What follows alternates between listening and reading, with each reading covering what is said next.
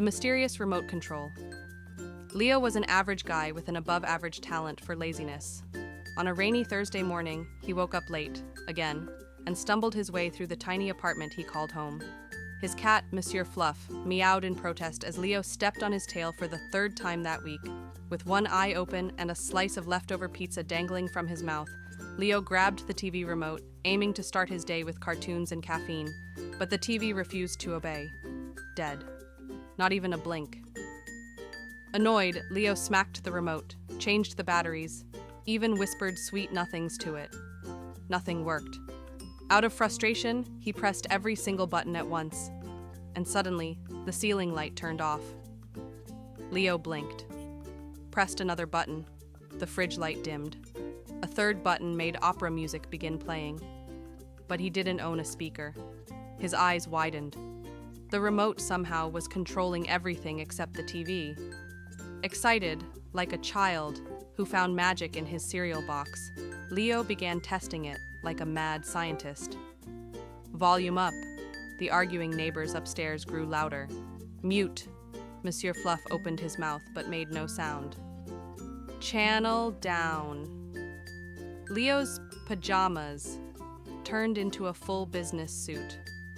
What sorcery is this? He laughed, spinning around. By the evening, Leo had turned his apartment into a symphony of nonsense. The toaster made phone calls. The microwave spoke Italian. He decided this was the perfect time to invite over Emma, the charming girl from the cafe who thought he was mysteriously artistic.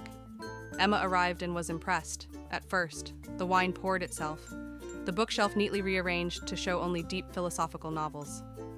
Jazz started playing from nowhere. But then, things got weird. Leo accidentally sat on the remote. Suddenly, he spoke fluent French. Emma's wine glass filled itself. Again. And again. Then the cat floated. Emma stared. "Are you doing this?" Leo sweating. "Define doing." Panicking, Leo tried to fix it by pressing pause. Emma froze, mid-sip, mid-blink like a wax statue. He pressed play. She spoke backward. "Woi era o ilair woi." He mashed buttons. Nothing helped. In desperation, he opened the battery case and blew on it like an old video game cartridge. With one final press, the remote let out a puff of smoke and disintegrated. Silence. Emma blinked, looked around, then started laughing. "That was brilliant," she said. "Is this some kind of performance art?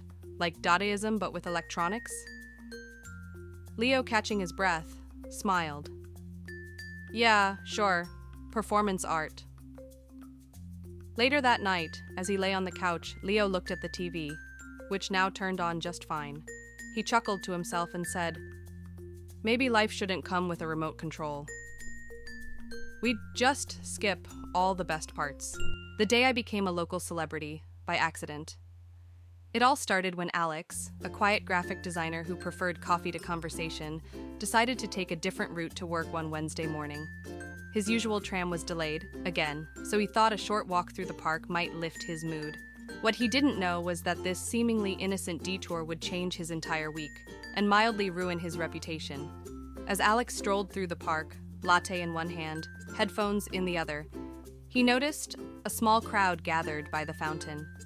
Curious but cautious, he edged closer, just in time to see an elderly woman's tiny dog stuck inside the fountain's shallow pool, trembling on a floating pizza box. No one dared to jump in. The water looked cold and gross. So, naturally, all the people just filmed it. Feeling an unusual sense of bravery, or caffeine-induced confidence, Alex sighed, removed his coat, and waded into the fountain.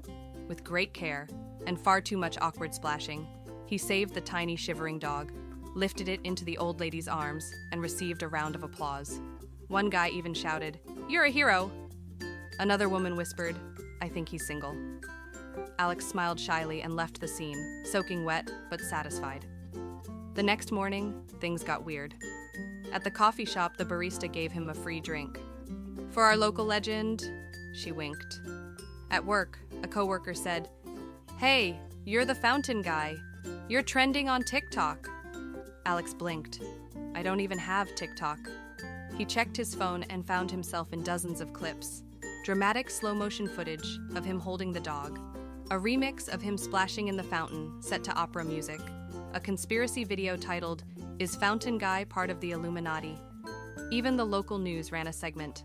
Quiet hero rescues dog. Sparks citywide thirst. One reporter called him the wet prince of the people. By Friday, someone had printed his face on a t-shirt.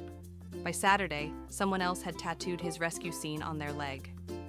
By Sunday, Alex refused to leave his apartment. On Monday, it rained. Hard. And just like that, a new video went viral. A man in a banana costume juggling on the subway. Alex sipped his coffee in peace. He looked at the camera and said, "Fame is like a cold fountain. Fun for a minute, embarrassing forever."